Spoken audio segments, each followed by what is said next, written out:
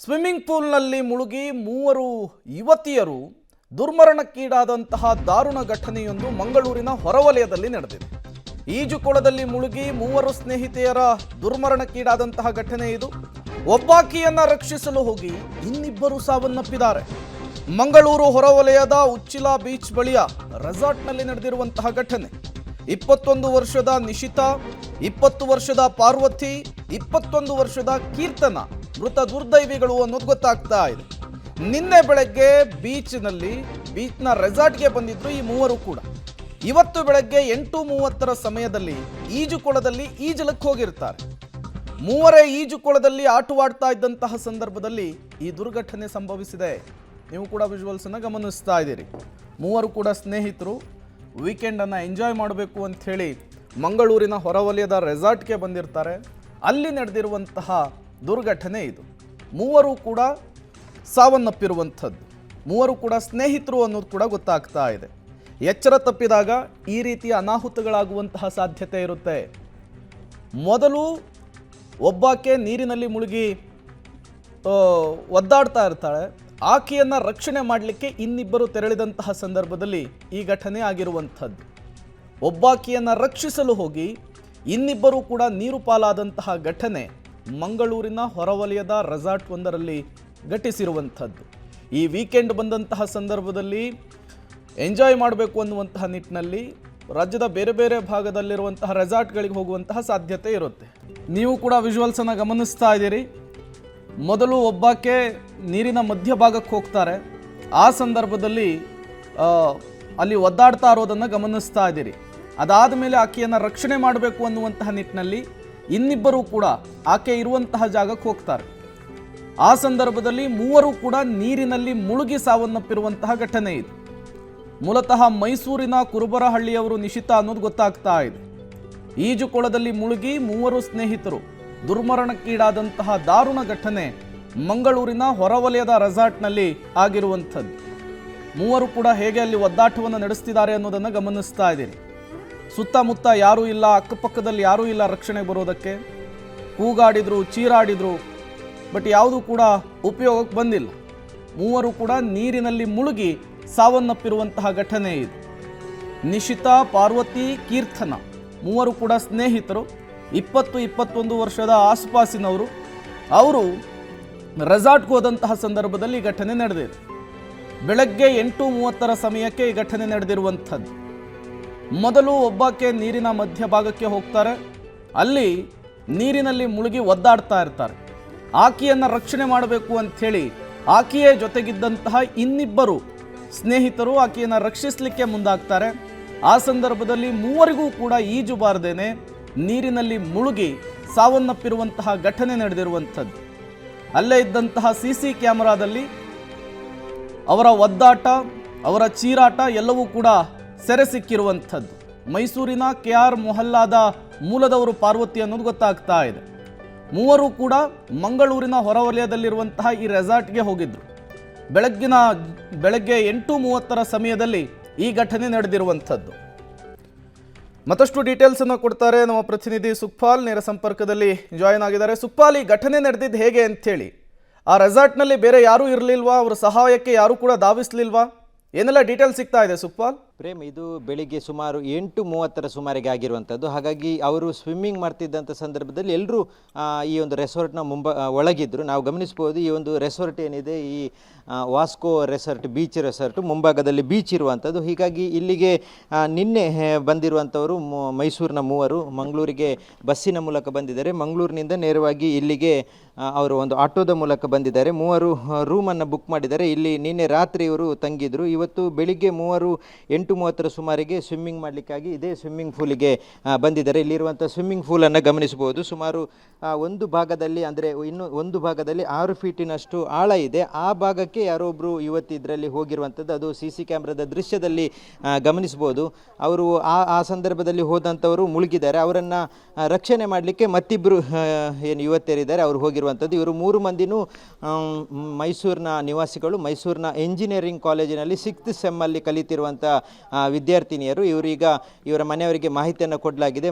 ಮನೆಯವರಿಗೂ ಇವರ ಮಾಹಿತಿ ಗೊತ್ತಾಗಿದೆ. ಮೈಸೂರಿನ ಕುರುಬಾರಹಳ್ಳಿಯ 4ನೇ ಕ್ರಾಸಿನ ನಿವಾಸಿ ನಿಶಿತಾ ಅನ್ನುವಂಥವರು 21 ವರ್ಷದವರು. ಜೊತೆಗೆ ಮೈಸೂರಿನ ರಾಮಾನುಜ ರಸ್ತೆಯ ಮೊಹಲ್ಲಾ ನಿವಾಸಿ ಪಾರ್ವತಿ ಅನ್ನುವಂಥವರು 20 ವರ್ಷದವರು. ಜೊತೆಗೆ ಮೈಸೂರಿನ ದೇವರಾಜ ಮೊಹಲ್ಲಾ ನಿವಾಸಿ ಕೀರ್ತನ್ ಅನ್ನುವರು 21 ವರ್ಷ. ಇವರು ಮೂವರು ಒಂದೇ ಕಾಲೇಜಿನಲ್ಲಿ ಇಂಜಿನಿಯರಿಂಗ್ ಕಲಿತಾ ಇರುವಂಥ ವಿದ್ಯಾರ್ಥಿಗಳು. ಅವರು ಮೂವರು ವೀಕೆಂಡ್ ಆಗಿರುವಂಥ ಕಾರಣಕ್ಕಾಗಿ ಮಂಗಳೂರಿಗೆ ಬೀಚ್ ಸುತ್ತಬೇಕನ್ನುವಂಥ ಕಾರಣಕ್ಕಾಗಿ ಬಂದಿದ್ದಾರೆ. ಮನೆಯವರಿಗೆ ಈ ಬಗ್ಗೆ ಮಾಹಿತಿಯನ್ನು ಕೊಟ್ಟಿದ್ದಾರೆ. ಮೂವರು ಬಂದವರು ಈ ಒಂದು ವಾಸ್ಕೋ ಬೀಚ್ ರೆಸಾರ್ಟ್ ಏನಿದೆ ಇಲ್ಲಿ ವಿಶ್ರಾಂತಿಯನ್ನು ನಿನ್ನೆ ರಾತ್ರಿ ತಂಗಿದ್ರು. ಇವತ್ತು ಬೆಳಿಗ್ಗೆ ಅವರು ಸ್ವಿಮ್ಮಿಂಗ್ ಮಾಡುವಂಥ ಸಂದರ್ಭದಲ್ಲಿ ಈ ರೀತಿಯಾದಂಥ ಒಂದು ದುರ್ಘಟನೆ ನಡೆದಿರುವಂಥದ್ದು. ಮೂವರ ಮೃತದೇಹವನ್ನು ನೀವು ಗಮನಿಸ್ಬೋದು. ಈ ಒಂದು ಸ್ವಿಮ್ಮಿಂಗ್ ಪೂಲ್ನ ಮೇಲ್ಭಾಗದಲ್ಲೇ ಮೃತದೇಹವನ್ನು ಇಡಲಾಗಿದೆ. ಈಗ ಸದ್ಯ ಪೊಲೀಸ್ ಕಮಿಷನರ್ ಅವರು ಈ ಸ್ಥಳಕ್ಕೆ ಭೇಟಿ ಕೊಡ್ತಾರೆ. ಜೊತೆಗೆ ಇಲ್ಲಿರುವಂಥ ಏನು ರೆಸಾರ್ಟ್ನವರು ಇದ್ದವರು ಎಲ್ಲರೂ ರೆಸಾರ್ಟ್ನ ಒಳಗಿದ್ದರು. ಸುಮಾರು 8:30 ಸುಮಾರಿಗೆ ಆಗಿರೋದ್ರಿಂದ ಇವರು ಸ್ವಿಮ್ಮಿಂಗ್ ಮಾಡ್ತಿದ್ದಾರೆ ಅನ್ನುವಂಥದ್ದನ್ನು ಯಾರೂ ಗಮನಿಸಿಲ್ಲ. ಒಂದು ಸ್ವಿಮ್ಮಿಂಗ್ ಪೂಲ್ನ ಒಂದು ಬದಿಯಲ್ಲಿ ಮಾತ್ರ 6 ಅಡಿಯಷ್ಟು ಆಳವಿದೆ.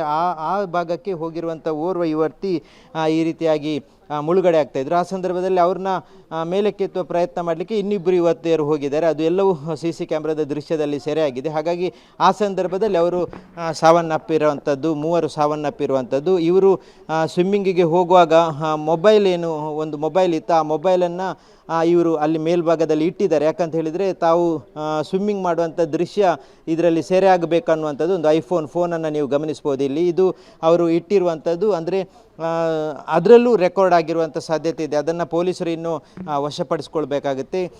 ಈಗ ಇವರು 3 ಮಂದಿನೂ ಸ್ವಿಮ್ಮಿಂಗ್ ಮಾಡಲಿಕ್ಕೆ ಇಳಿದಂಥ ಸಂದರ್ಭದಲ್ಲಿ ಅವರ ಕನ್ನಡಕ್ಕಾಗಿರ್ಬೋದು ಅಥವಾ ಚಪ್ಪಲಾಗಿರ್ಬೋದು, ಅವರ ಡ್ರೆಸ್ ಆಗಿರ್ಬೋದು, ಅದನ್ನೆಲ್ಲ ಇಟ್ಟು ಸ್ವಿಮ್ಮಿಂಗ್ ಡ್ರೆಸ್ನಲ್ಲಿ ಅವರು ಈ ಒಂದು ಸ್ವಿಮ್ಮಿಂಗ್ ಪೂಲಿಗೆ ಇಳಿದಿದ್ದಾರೆ. ಆ ಸಂದರ್ಭದಲ್ಲಿ ಆಳ ಇರುವಂಥ ಏನು ಭಾಗ ಇದೆ ಆ ಭಾಗಕ್ಕೆ ಹೋಗಿದ್ದಾರೆ. ಅಲ್ಲಿ ಒಬ್ಬರು ಯುವತಿ ಮುಳುಗಡೆ ಆಗಿದ್ದಾರೆ.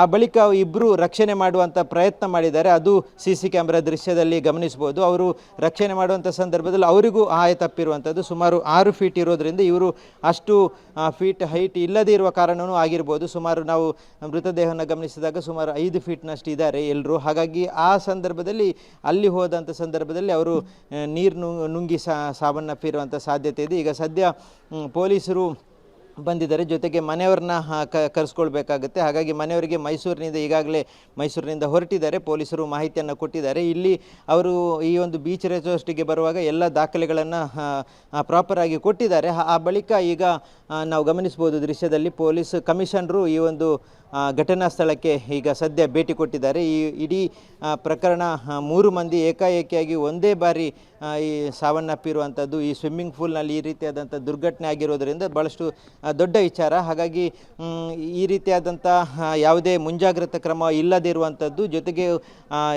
ಈ ಒಂದು ರೆಸಾರ್ಟ್ನವರು ಮುಂಜಾಗ್ರತಾ ಕ್ರಮವನ್ನು ಮಾಡಬೇಕಾಗತ್ತೆ. ಯಾಕಂತ ಹೇಳಿದರೆ ಇಷ್ಟೊಂದು ಆಳ ಇರುವಂಥದ್ದು. ಜೊತೆಗೆ ಯಾರೇ ಸ್ವಿಮ್ಮಿಂಗ್ ಮಾಡುವಂಥ ಸಂದರ್ಭದಲ್ಲೂ ಎಚ್ಚರ ವಹಿಸಲಿಕ್ಕೆ ರೆಸಾರ್ಟ್ನವರು ಗಮನ ಹರಿಸಬೇಕಾಗತ್ತೆ. ಒಂದು ವೇಳೆ ಯಾರು ಮೊದಲಿಗೆ ಯುವತಿ ಮುಳುಗಡೆ ಆಗ್ತಾಯಿದ್ರು ಆ ಸಂದರ್ಭದಲ್ಲಿ ಇಲ್ಲಿನ ರೆಸಾರ್ಟ್ನ ಸಿಬ್ಬಂದಿಗಳು ಯಾರಾದರೂ ಇದ್ದರೆ ತಕ್ಷಣಕ್ಕೆ ಅವರನ್ನು ರಕ್ಷಣೆ ಮಾಡುವಂಥ ಸಾಧ್ಯತೆ ಇತ್ತು. ಇನ್ನಿಬ್ಬರನ್ನು ಉಳಿಸ್ಕೊಳ್ಬೋದಿತ್ತು. ಆದರೆ ಈಗ 3 ಮಂದಿಯು ಅವರವರೇ ರಕ್ಷಣೆ ಮಾಡಲಿಕ್ಕೆ ಹೋಗಿ ಸಾವನ್ನಪ್ಪಿರುವಂಥದ್ದನ್ನು ಇಲ್ಲಿ ನೋಡ್ಬೋದು. ಈಗ ಸದ್ಯಕ್ಕೆ ಪೊಲೀಸ್ ಕಮಿಷನರ್ ಆಗಿರುವಂಥ ಅನುಪಮ ಅಗರ್ವಾಲ್ರವರು ಸ್ಥಳಕ್ಕೆ ಭೇಟಿ ಕೊಟ್ಟಿದ್ದಾರೆ. ಈಗ ಮೃತದೇಹವನ್ನು ಇಲ್ಲಿಂದ ಸರ್ಕಾರಿ ವೆನ್ಲಾಕ್ ಆಸ್ಪತ್ರೆಗೆ ಸ್ಥಳಾಂತರಿಸಬೇಕಾಗುತ್ತೆ ಪೋಸ್ಟ್ ಮಾರ್ಟಮ್ಗಾಗಿ. ಹಾಗಾಗಿ ಕಮಿಷನರ್ ಬಂದ ನಂತರ ಅವರೀಗ ಮಾಹಿತಿಯನ್ನು ಪಡೀತಾ ಇದ್ದಾರೆ ಈ ಘಟನೆ ಆಗಿರುವಂಥದ್ದು. ಜೊತೆಗೆ ಈ ಏನು ರೆಸಾರ್ಟ್ ಇದೆ ಅವರು ಯಾವ ರೀತಿಯಾದಂಥ ಮುಂಜಾಗ್ರತಾ ಕ್ರಮವನ್ನು ಕೈಗೊಂಡಿದ್ದಾರೆ ಅದರ ಬಗ್ಗೆಯೂ ಮಾಹಿತಿಯನ್ನು ಕಮಿಷನರ್ ಅವರು ಕಲೆ ಹಾಕ್ತಾ ಇರುವಂಥದ್ದು.